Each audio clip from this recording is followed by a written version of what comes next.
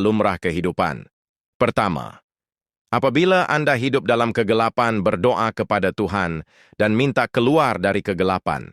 Jika Anda masih dalam kegelapan, bayar bil TNB Anda.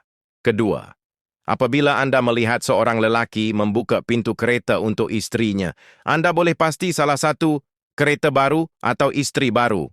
Ketiga, seorang pembeli marah-marah dan masuk ke dalam sebuah supermarket.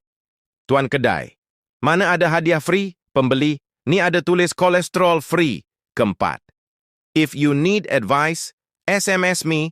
If you need darling, call me. If you need help, email me. If you need money, nombor yang Anda dial tiada dalam perkhidmatan kami. Terima kasih.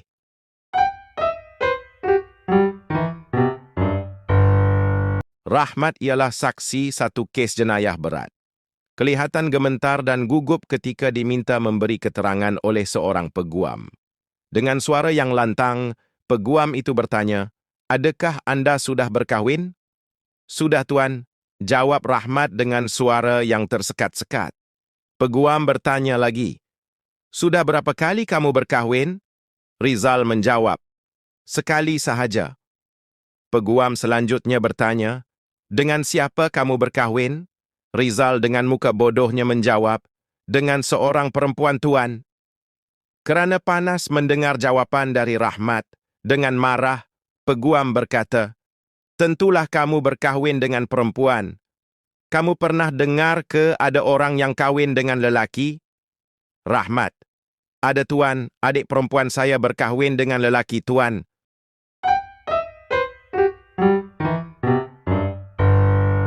Seorang pengurus sebuah zoo mendapat panggilan telefon mengenai kematian seekor gajah di zoo tersebut. Sebagai langkah pemeriksaan, pengurus tersebut telah pergi ke kandang gajah tersebut dan mendapati ada seorang lelaki menangis bersebelahan dengan bangkai gajah tersebut. Pengurus itu berkata, "Sebagai penjaga gajah, saya faham kesedihan yang kamu tanggung kerana apabila haiwan yang kita bela sudah mati." Lelaki itu pun menjawab, "Saya bukan penjaga gajah ini, Tuan. Tetapi sayalah yang ditugaskan untuk menggali kubur dan menanamnya."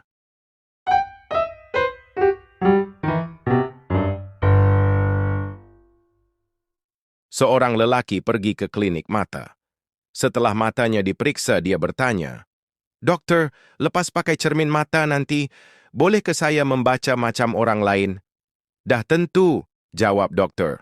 Setelah beberapa jam proses pembuatan cermin mata pun selesai, doktor berkata, "Sila ambil cermin mata kamu di kaunter, semuanya sudah selesai." Lelaki itu menjawab, "Oh gembiranya, dah lama saya buta huruf, akhirnya boleh juga saya membaca," kata lelaki itu dengan riang. Doktor pun dengan cepat memanggil security.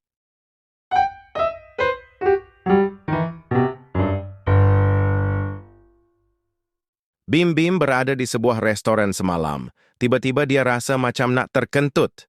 Mujurlah muzik yang dimainkan di restoran itu kuat. Jadi dengan penuh keyakinan, Bim Bim pun melepaskan kentutnya mengikut alunan muzik tersebut. Setiap rentak diiringi dengan harmoni yang dia sendiri cipta. Beberapa menit kemudian, dia berasa lega. Dengan puas, dia menghabiskan minumannya dan bangun dari tempat duduk. Namun, saat itu juga dia perasan sesuatu yang pelik. Semua orang di restoran sedang memandangnya dengan wajah yang berkerut dan masam. Ketika itulah Bim Bim baru tersedar. Rupanya dari tadi dia hanya mendengar muzik dari earphone.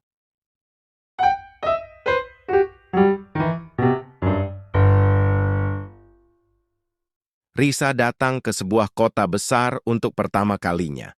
Dia check-in di sebuah hotel mewah, dan seorang pelayan membawakan bagnya menuju ke bilik yang Risa akan menginap.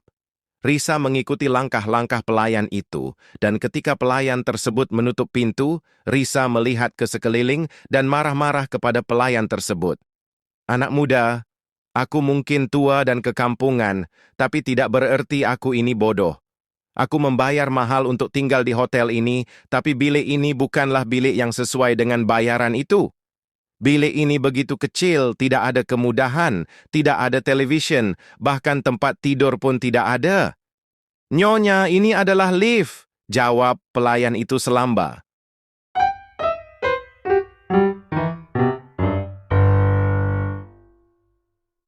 Seorang wanita tua pergi ke klinik untuk membuat pemeriksaan. Doktor bertanyakan kepada wanita tersebut apa masalahnya. Wanita tua menjawab dia menghadapi masalah kentut yang tidak berbunyi dan tidak berbau, sedangkan dia telah kentut sehingga 10 kali banyaknya ketika berada di pejabat. Memandangkan kentutnya tidak berbunyi dan berbau, dia langsung tidak menyedari ianya berlaku. Doktor mendengar dengan teliti dan memberi wanita tua tersebut senarai beberapa jenis pil yang perlu diambil. Doktor mengarahkan wanita tua itu mengambil pil-pil tersebut selama seminggu dan selepas itu datang berjumpa dengannya semula. Selepas seminggu, wanita tua itu datang semula ke klinik untuk menyatakan rasa tidak puas hatinya kepada doktor. Saya tak tahu apa yang doktor berikan kepada saya, tapi bau udara di sekitar saya sangat busuk. Tak dengar bunyi apa-apa pun, tapi busuknya sangat dahsyat, kata wanita itu. Bagus, sekarang deria bau awak dah pulih. Kita akan usaha untuk pulihkan deria pendengaran awak pula, kata doktor. Dalam sebuah negeri, semua rakyat, termasuk rajanya, takut kepada isteri masing-masing. Suatu hari, raja mengumpulkan semua rakyat jelata untuk mencari kalau-kalau ada suami yang tidak takut kepada isteri, supaya baginda dapat belajar sesuatu daripadanya. Apabila semua sudah berkumpul, raja pun memberi arahan, siapa yang takut bini, duduk sebelah kiri. Siapa yang tak takut bini, duduk sebelah kanan. Tanpa ragu, semua rakyat duduk di sebelah kiri, kecuali seorang lelaki bermisai lebat dan bertubuh sasa seperti Rambo. Dia duduk di sebelah kanan bersama istrinya yang kurus kering. Raja kehairanan lalu bertanya, awak tak takut bini? Lelaki itu menjawab, takut, tuanku. Raja semakin keliru. Habis tu, kenapa awak duduk di sebelah kanan? Lelaki itu menjawab dengan pasrah, bini saya suruh.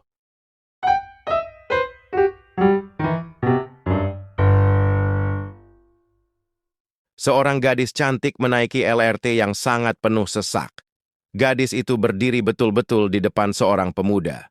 Seketika kemudian, pemuda itu bangun, namun belum sempat dia berkata apa-apa, gadis cantik itu menolaknya dengan lembut ke tempat duduk sambil berkata, terima kasih, saya lebih suka berdiri.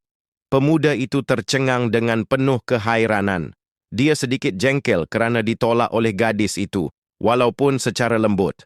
Pemuda itu pun berdiri semula, tetapi sekali lagi gadis cantik itu menolaknya duduk semula dan berkata dengan sedikit kuat sehingga didengari oleh penumpang lain, tak apa, tak payah susah-susah, saya lebih suka berdiri. Tanpa putus asa, pemuda itu berdiri lagi untuk kali ketiga sambil menjerit, woi Cika, saya nak turunlah! Saya dah terlepas perhentian saya tahu. Apa punya orang dia ni? Ucap pemuda tersebut. Seorang budak bernama Boboy kerap sangat kencing. Pada suatu hari, ibunya membawa Boboy membeli belah di sebuah pasar raya. Tiba-tiba, Boboy dengan selamba berkata dengan suara kuat, Boboy nak kencing di tempat yang penuh dengan orang. Ibunya menahan malu lalu segera membawa Boboy ke tandas. Setelah selesai, ibunya berkata, Boboy, kalau Boboy nak kencing, jangan cakap Boboy nak kencing. Cakap, Boboy nak nyanyi, ya? Boboy mengangguk tanda setuju. Beberapa hari kemudian, ibunya terpaksa keluar daerah atas urusan kerja. Maka, Boboy dihantar ke rumah neneknya. Pada malam itu, neneknya sedang duduk di kerusi malas sambil menjahit. Tiba-tiba, Boboy berkata, Nenek, Boboy nak nyanyi. Neneknya kehairanan lalu menjawab, nak nyanyi apa pula malam-malam buta ni Boboy? Orang semua dah tidur. Namun Boboy terus merayu. Bolehlah, Nek. Boboy tak tahan sangat ni. Boboy nak nyanyi. Neneknya berasa kasihan pada Boboy, lalu berkata, baiklah, nyanyi perlahan-lahan dekat telinga nenek ni.